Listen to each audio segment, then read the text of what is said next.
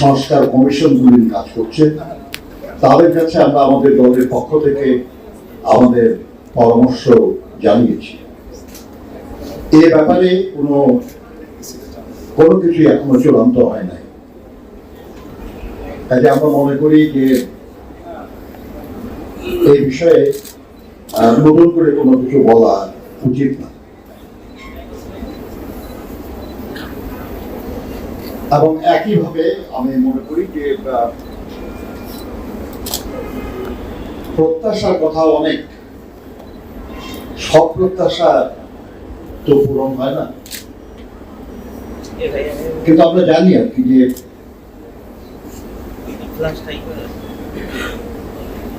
এখানে বসেই আমরা আলোচনা যখন শুনছিলাম তখন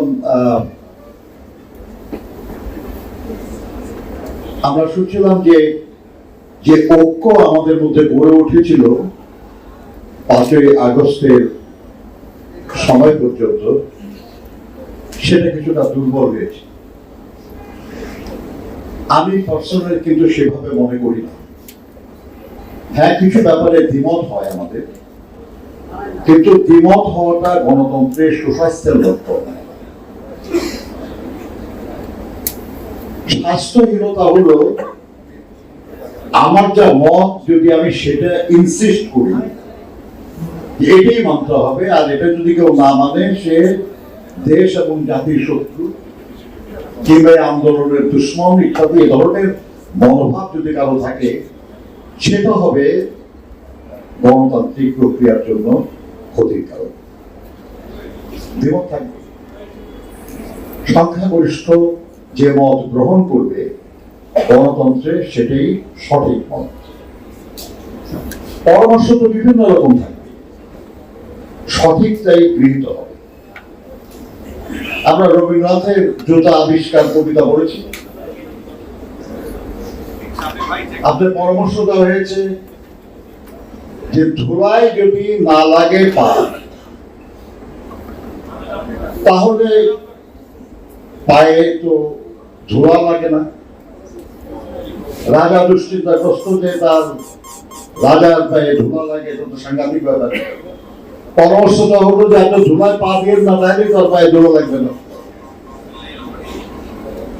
আবার পরামর্শ দেওয়া হলো যে ধুলা ঝাড়ু দিয়ে পরিষ্কার করতে হবে। 17 লক্ষ ঝাড়ু কেনা হলো এবং দেখা গেল যে সারা রাজ্য জুড়ে ধুলা হয়ে গেছে। পরিতে ধুলা দূর, জগৎ হলো ধুলায় ভরপুর। তারপরে সিদ্ধান্ত হলো যে এই ধুলা এটা পানি দিয়ে এটা সাফ করতে হবে। দেখা গেল এমনি সব গাধা ধুলারে মাঝে করিয়া দিল কাদা। নানান রকম পরামর্শ, কিন্তু ফাইনালি একজন চর্মকার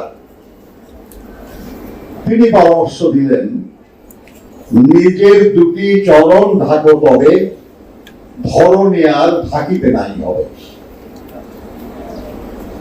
শুধু নিজের পা দুটো ঢাকলেই তো আর দুনিয়া ঢাকা লাগে না।